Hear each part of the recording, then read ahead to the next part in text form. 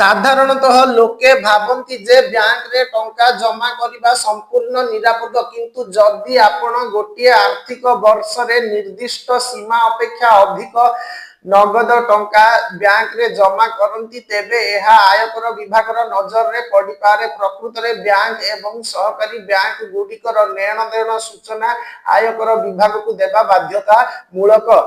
ନିକଟରେ ଦିଲ୍ଲୀର ଆୟକର ଆପିଲେଟ ଟ୍ରିବ୍ୟୁନାଲ ବା ଆଇଟିଏଟି ଗୋଟିଏ ମାମଲାରେ ସ୍ପଷ୍ଟ କହିଛି ଯେ ଯଦି କୌଣସି ବ୍ୟକ୍ତିର ଖାତାରେ ବଡ଼ ପରିମାଣର ନଗଦ ରାଶି ଜମା ହୋଇଥାଏ, ତେବେ ଆୟକର ବିଭାଗକୁ ତାହାର ଉତ୍ସ ଯାଞ୍ଚ କରିବାର ପୂର୍ଣ୍ଣ ଅଧିକାର ରହିଛି। ଏହି ରାୟ ପରେ ଅନେକ ଲୋକ ବଡ଼ ନଗଦ ଜମାକୁ ନେଇ ସତର୍କ ହୋଇଯାଇଛନ୍ତି।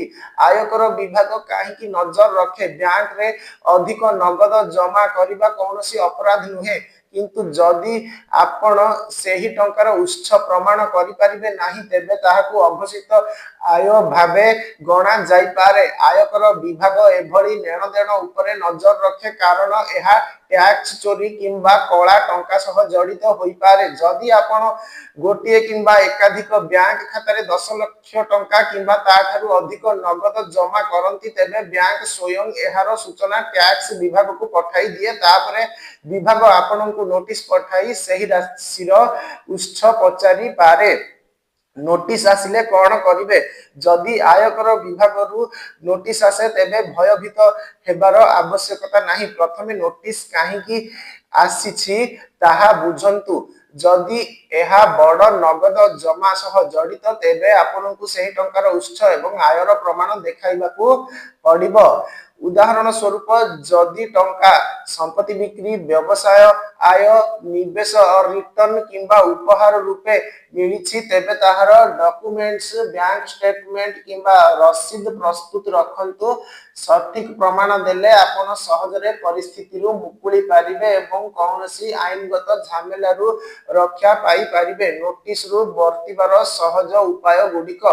ନଗଦ ସୀମାର ଧ୍ୟାନ ରଖନ୍ତୁ। ଗୋଟିଏ ଆର୍ଥିକ ବର୍ଷରେ ମୋଟ ନଗଦ ଜମା 10 ଲକ୍ଷ ଟଙ୍କାରୁ କମ୍ ରଖିବାକୁ ଚେଷ୍ଟା କରନ୍ତୁ। ସବୁ ନେଣଦେଣ ଡକ୍ୟୁମେଣ୍ଟ ଦାଖଲ କରନ୍ତୁ। ଯଦି ବଡ଼ ନଗଦ ଜମା କରିବାକୁ ପଡ଼େ, ତାହାର ଉତ୍ସ ଡକ୍ୟୁମେଣ୍ଟରେ ନିହିତ କରନ୍ତୁ। ଡିଜିଟାଲ ପେମେଣ୍ଟ ଆପଣାନ୍ତୁ। ଯେତେ ସମ୍ଭବ ଅନଲାଇନ ନେଣଦେଣ କରନ୍ତୁ, ଯାହାଦ୍ୱାରା ରେକର୍ଡ ସ୍ୱୟଂ ତିଆରି ହୋଇଥାଏ। ନୋଟିସର ତୁରନ୍ତ ପ୍ରତିକ୍ରିୟା ଦିଅନ୍ତୁ। ବିଳମ୍ବ କଲେ ଟିକସ ବିଭାଗ ଜରିମାନା କିମ୍ବା ପେନାଲ୍ଟି ଲଗାଇପାରେ। ଆଇଟିଆରରେ ସଠିକ ସୂଚନା ଦିଅନ୍ତୁ। ଆୟକର ରିଟର୍ଣ୍ଣରେ ସବୁ ଆୟର ଉତ୍ସ ସଚୋଟ ଭାବେ ଦର୍ଶାନ୍ତୁ। ନଗଦ ଉଠାଣ ଉପରେ ମଧ୍ୟ ନଜର ରହିଛି। ଆୟକର ବିଭାଗ କେବଳ ଜମା ଟଙ୍କା ଉପରେ ନୁହେଁ, ନଗଦ ଉଠାଣ ଉପରେ ମଧ୍ୟ ନଜର ରଖେ।